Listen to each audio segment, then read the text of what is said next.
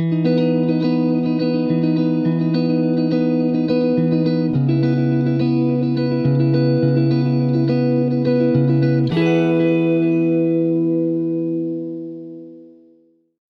beautiful creatures of the world, and welcome back to Coffee with Kerri-Lynn. It is a crappy, rainy, hot, muggy day in the far north of Maine, up along the Canadian border in the Crown of Maine. I hope everybody is having a nice, warm, sunny summer day wherever you are. If you are here vacationing in Aroostook County, you might be here this week for the Potato Blossom Festival. We're hoping we're going to have a good week for that. We really do need to have an amazing Potato Blossom Festival because a lot of nonsense went on last week, which I'm not going to touch on in this video because there's enough to think about with this video in and of itself. Today we're talking about cognitive warfare, the battle for your brain, ladies and gentlemen. Beautiful creatures of the world. There's a battle going on, and you're in the thick of it. And there are three types of people. The people that saw this battle a long time ago. They have cried their tears. They have cut their losses, and they are no longer afraid of the boogeyman in the closet, the what could be's, the future. They've resolved within themselves, they've rectified in their mind what is happening, what could happen, what they'd rather have happened, and they've gotten it down pat, and they're doing things to, for lack of a better word, prepare for any circumstance that may arise. Then we got the people that are living over here in this village. They don't want to hear nothing. They live in the freest country in the world. They were born here. They got no skin in the game. They can say what they want. They can do what they want. And when you don't agree with them, they will shut you down. They live in their feelings. Isn't that nice? They live in their feelings, whether their feelings are warm and fuzzy, whether their feelings are ice cold, whether their feelings are open or empty. They live there, and you'll live there too. Then we have the people in the middle, and those are the people that we're really concerned with. Stuck in the middle with you. They're the people that used to be over in this village. We'll call it the idiot village. They lived over in the idiot village, and something happened to them. A switch was flipped. An event happened in their lives that woke them up. The scales have just fallen from their eyes, and they're looking around and living a life in shock, horror, and in awe at the reality of what's going on around them. And those are the people we really have to have a lot of empathy for. Those are the people that we have to help through this process. We have to sympathize with the trauma that they have been through. There was a time the people in this camp over here that's already rectified everything, knows what's going on in the world. There was a time you were in the middle too. You just don't remember it. It's been so long ago. When you first found out that the world you lived in was not the reality that you lived in. And it was hard. You've forgotten about that. And some people that live in this camp over here that have things figured out, they become very, very bitter. And that's where this conversation was derived from. You're not better than anybody else. You're different. You have a different normalcy bias. You can handle different things. The people in the camp that was awakened at a very early stage, a lot of us are desensitized to what other people think and feel. We're desensitized in a way because it's been a while since we got out of bed and woke up in a whole new world. For us, it's kind of, didn't see that coming. Should have had that on my bingo card. All right, somebody comes up to you. They're very excited. They're overloaded, and they're telling you about a situation that just happened. And you're like, yeah, it's 2024. What do you expect? We have become, for lack of a better word, hardened to possibilities. The people in the middle, they got it rough. And we really do need to sympathize and empathize with them. Cognitive warfare is a very simple game that they play. It is simply an attack. It's an information overload that is specifically designed to paralyze your ability to make a decision, whether it's a big decision or a little decision. You are living in a state of 24/7 fear, and the human body was not meant to live in the fight or flight response with the switch in the on position all the dang time. Your brain needs a rest. So how do you get that rest? You turn off all the background noise in your life, including the dramatic people. You got to compartmentalize them. You got to shut them down. You got to build a boundary and say, listen, I know you're prone to be very dramatic. However, this is what I'll put up with, and this is what I won't put up with. So don't cross the line. And you need to be assertive. And you need to keep control of that boundary. This isn't the red line that keeps moving everywhere. This is the red line that is red, and ain't nobody getting past it. You have to build up a little bit of a resolve. Grow a spine. Get your backbone going. Sit up straight. You have to stop listening to news. You have to stop listening to a cycle of 24-hour podcasts, including this one. You have to stop watching woke movies. You have to stop reading the woke books. You have to stop dealing with the woke music industry. Go back to the 70s. Read books from the 70s and 80s. The banned book list. Listen to music from the 70s and 80s. The soft rock, the love songs. Every bit of culture affects your mood and it affects your decisions. You need to go back into a much simpler time. Even if you've never experienced that much simpler time. Maybe you're in your late teens, early 20s right now. Your parents have talked about the simpler time that they grew up in as Gen Xers. If you're a millennial, your mom and dad have told you the stories of how they were thrown out of the house in the morning, had to fend for themselves, and when that street light came on, they better get home. Those were simpler days. Immerse yourself in the culture of Gen X. Go back into the 80s. Go back into the 70s. You'll find that we were very fun people back then. We're still fun now. But we were just different. We were different. We were responsible. We were 30 at the age of 9 and we're 30 in our 50s. And that's just kind of how it goes. We've always been responsible for ourselves and others.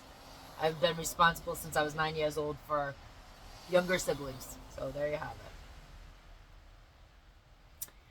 Ladies and gentlemen, beautiful creatures of the world, the only thing you need be concerned with, the only thing that you need to worry about in your life right now is what goes on in your life right now.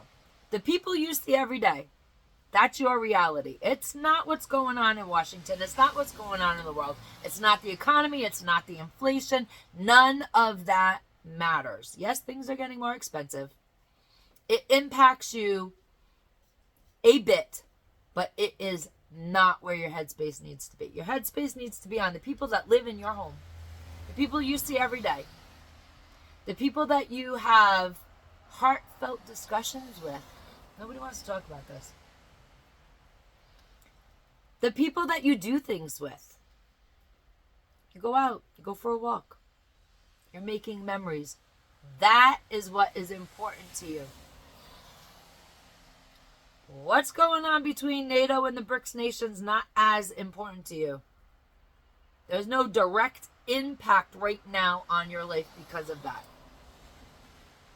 What is important is that you make memories, you have fun with the people that you see, the people that you can touch, the people that you can hug, the people that you can have an honest conversation with. The economy. The only economy that matters is your economy, your personal economy. It's the money that you are bringing into your household that pays your bills.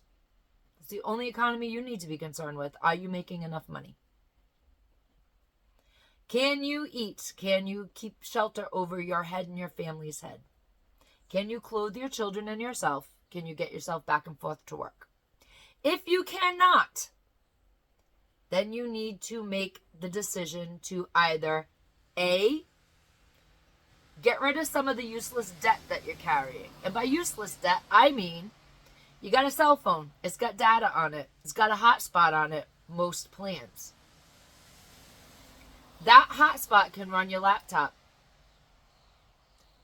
That data lets you watch these ridiculous podcasts on. Why are you paying for the cable company, the fiber optics into your house? Why are you paying a double data debt? You can cut the cord. People don't want to downsize. But that is where your focus needs to be. If you can't downsize anymore, then you have to think about getting a second job. Or if there are other adults in the family, say you're a stay-at-home mom, you may have to think about getting a part-time job while your husband works a full-time job. Or vice versa. You need to look at your life and try to figure out where you can dispose certain debt without ruining yourself financially. We need to get back to nature, ladies and gentlemen, beautiful creatures of the world. You need to take your shoes off and walk across the earth with your naked feet, and you will see that you feel a lot better. Your mood starts to elevate. Scientific facts. We're back in the era of misinformation and disinformation. Things that they want you to know and things that they don't want you to know. So we're back in that. We're slowly sinking in it, and I'm sure it'll ramp up, and there'll be a lot that we can't talk about. Oh, we have to code talk. My grandfather was a radio man during World War II, and he could break code super fast. He was shot down over Germany and held in Stalag 17 after he recovered from breaking almost his entire body. He spent many months in a German hospital. They patched him up, put him on a death march to Stalag 17. So we're used to code. We like code in our family. My grandfather's favorite thing was cryptography. And he taught all of us how to successfully, quickly crack the cryptograms. There's a secret to it. So we don't mind cryptic things here on Coffee with Kerri-Lynn. We rather enjoy them. It's a puzzle. You need to figure it out. Everything is upside down and backwards. Yes is no, no is yes. We used to play that with my grandmother. We call it opposite day, and we drive her absolutely insane, me and my cousins. When we meant no, we'd say yes. We'd declare opposite days, and she'd forget, because we'd tell her, yo, it's opposite day. And we'd tell her, and she'd forget, and then she'd get so frustrated, we'd all get punished at the end of it. No beach today. You're stuck. It's a frustrating thing when you're seeing something and somebody's telling you you're not seeing what you're seeing. It's absolutely frustrating. It's the same thing is true in the new philosophies that they're coming out. It's opposite day. You see the memes all the time. Don't follow your heart because it's stupid. Follow your head. Your heart is dumb. You need to get out in nature. You need to touch grass. You need to feel the stress, the depression, the brain fog. You need to feel that lift, and you do feel that lift when you are in nature. And I don't care who you are. You can be from the idiot village over here that doesn't have to pay attention to nothing because they were born in the freest country in the world. They feel it too. They just will never admit it. They know that nature turns off the fight or flight switch. And once that switch is turned off, once you're not seeing boogeymen around every corner, once you can breathe deeply, you start to see the fog in your mind clear. My grandmother always told me, if you have a decision to make, no matter what the decision is, you're going on in life, situation happens, you need to make a decision. Sometimes it's a decision between a good decision and a bad decision. Sometimes you're in a situation and you get to choose between a bad decision and a slightly worse decision. Sometimes it's not all that lovely rainbows and roses. You know, hey, obviously if I do this, everything's going to be fine. If I do that, it's going to get shittier. But there are a lot of nuanced decisions in life, and that is what the cognitive warfare is doing. It is screwing up your ability to make nuanced decisions. Sometimes we just don't have a good decision. It's a bad decision and a more bad decision. My grandmother always told me, you go out in nature, go down the park, take a walk down the park, go sit by the ocean, because I grew up by the ocean, grew up in the ocean state, go down the street, go sit by the water, and then I want you to ruminate on your situation, which for those of you who don't know, just dwell on it a little bit. Your heart's going to tell you what to do, because your heart is your passion, and your passion does not lie. Your heart knows who you are. Your heart knows who you want to be. Your heart knows where you want to be. Your heart knows what you want to be. And if you're in a relationship, your heart knows who it wants to be in a relationship with. Your head, number than a stump when it comes to those decisions. Your head does things with logic. One foot in front of the other. Step, step, step, step, step, like a march. You know? Your heart's your dreams, your desires, your passions. When my cousins was dating, I didn't date much. I met my husband when I was 11 years old. We were friends. I got cute. He became my boyfriend. Then he became my husband. And that was the end of that story. My cousins had boyfriends and girlfriends, and my grandmother, sometimes they liked a boy or a girl, but they were liked another boy or a girl, and everybody was hanging out together. My grandmother would always tell them, listen, when you go to bed at night, I want you to take notice of who is the last person you think of, and when you wake up in the morning, I want you to take note who is the first person you think of, and that is the person that you're supposed to be with. Because it's all in here. It's in your heart. Your heart knows your desires. Your heart knows your wants and your needs. And when you start listening to your heart and not your brain, because your brain is going to put you on a march, and sometimes it's a death march. Your brain is going to put you on a march in logical, consecutive order. Your heart, that sucker's going to run wild, and it's going to twist you up, and it's going to spit you out, and it's going to be the best memories of your life.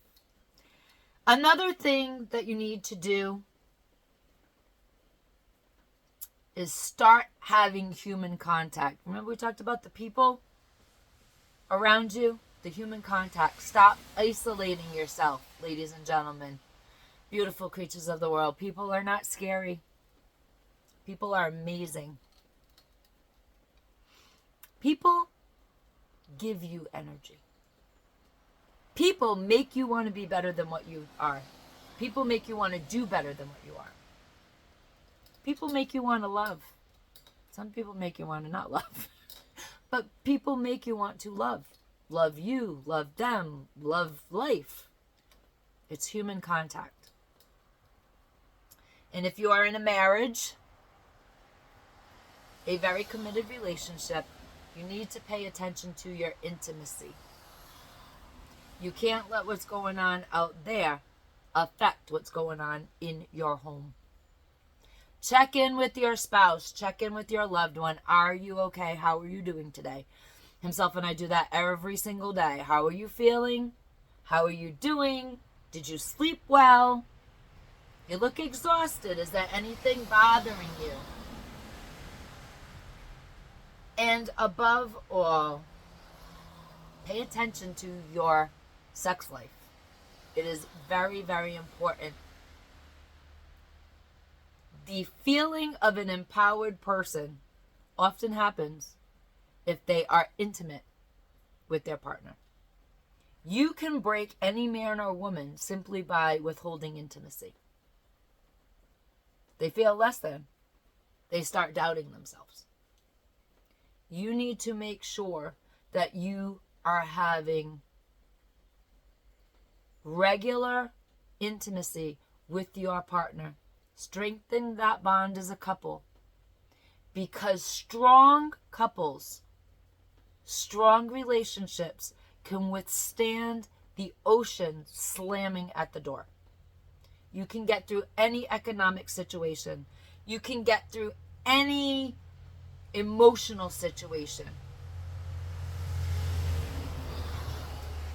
You can get through life by leaning on each other, and the people that want to lean on each other the most are the people that know each other the best. People that aren't playing games with each other. You're not angry and withholding. If you're angry, fix it before you go to bed. My grandmother always said that. It's grandma-isms today. You can have all the arguments you want during the day. Before you go to bed, you have to tell each other that you love them. And you have to sleep in the same bed. Nobody sleeps on the couch. Nobody's ever slept on the couch in our house.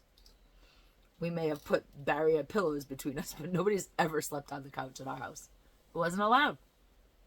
Because once you start that bullshit in your marriage, in your relationship, if it happens once, it'll happen again. And the arguments could get more heated, more volatile. Could be one night on the couch. Next thing you know, it's going to be 2 nights on the couch. Then it's 10 nights on the couch. Then it's separate bedrooms. My grandmother was a stickler for that. And I thank my grandmother for every single lesson that she taught me. Because she once lived through cognitive warfare. The same thing happened during the Depression and World War II era.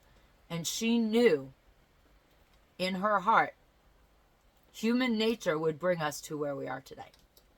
And we would need these skills. So she taught us. I hope that if you are going through the fear and the anxiety of the cognitive warfare overload, I hope that you can see through what is happening. A little bit of meditation. Write down what's important to you in life. And focus on that list. Ladies and gentlemen, beautiful creatures of the world, Carpe Diem, because no one promised you a tomorrow.